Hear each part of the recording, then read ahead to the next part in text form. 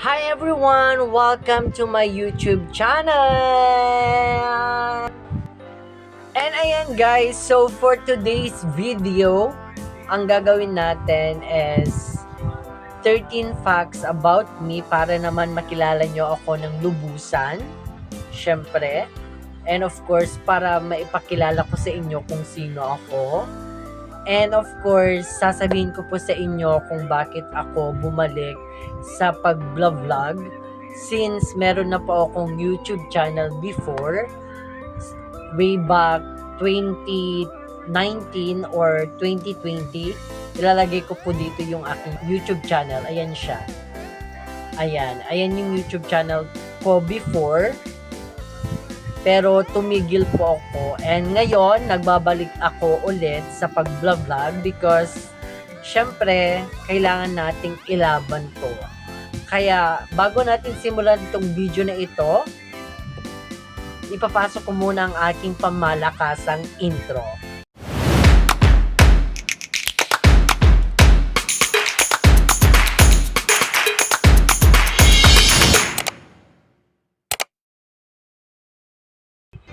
So ayun guys, simulan na natin ang ating 13 facts about me. So number 1, my full name is Jonathan Adswara Aguinaldo. Jonathan Adswara Aguinaldo. Yun po ang aking full name. Number 2, my nickname is Nate or Nathan. Because some of my friends or some of my co-workers call me Nate or Nathan. Yun po. Number 3, I'm 30 years old. Yes, 30 years old na po tayo pero hindi po halata. Mukhang 35, 36, 37, ganun. And number 4, my birthday is March 1, 1995. Para naman maniwala kayo, diba? Na 30 years old pa lang ako. Yun po. And number 5, I'm from Pinili, Ilocos Norte. So, province of Ilocos Norte. So, Ilocano po tayo. So, hello sa mga Ilocano dyan. Man na manonood itong video na to. Hello po. Na Imbagaradiyo. Number 6 is my talent is singing and dancing. Amen. Yes, singing po. Singing po and dancing yung talent ko. Magaling po akong kumanta sa CR lang po. And sumayaw. And isa po ako sa mga mananayaw. Mananayaw din po ako noon. Since I was in high school. Yun. Fact number 7, my favorite food is igado. Igado po yung favorite food ko. Siyempre, pag may foods, gano'n. Talaga, igado talaga yung pinapapak natin. Number 8 is my hobby. Mahilig po akong mag-ML. Mag-ML po. Mag-Mobile Legend.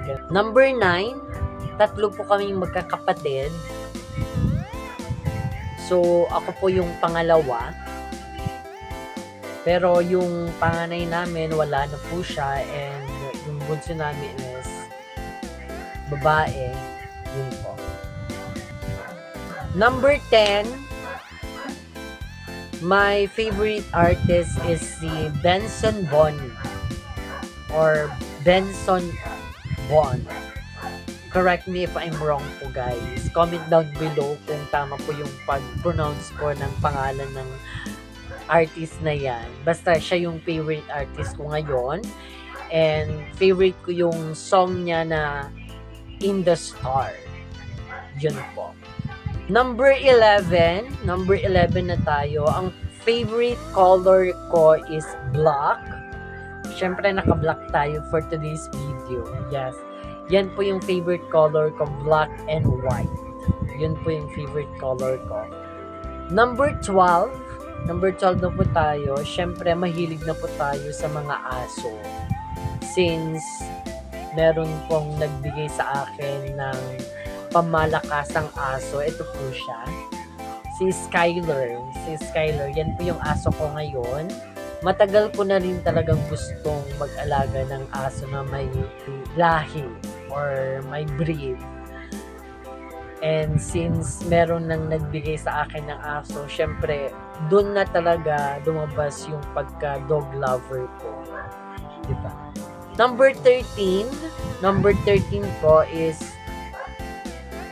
mahilig po akong pumunta sa dagat or pumunta sa mga beach. Mahilig po ako sa mga dagat, gano'n. So, yun po yung ating 13 facts about me. And additional lang po, I just want to let you know na hindi na rin po ako umiinom ng alak since April 21. Since April 21, 2025. So, yun po yung nag-start na hindi na po ako umiinom. Kasi dati talagang best in nomo ako before. Ako yung nagyayaya ng inuman, gano'n. Pero ngayon hindi na ako umiinom ng alak. Kasi bawal na po tayo dun sa alak. Yes. And ayan guys, so yan po yung ating 13 facts about me. And the reason po kung bakit po tayo bumalik sa pag-vlog or sa pag-YouTube is napanood ko po yung aking YouTube channel before. Ito po yung YouTube channel ko. Ayan. So parang gusto ko siyang ituloy, gusto ko siyang ilaban, gusto ko siyang ipagpatuloy.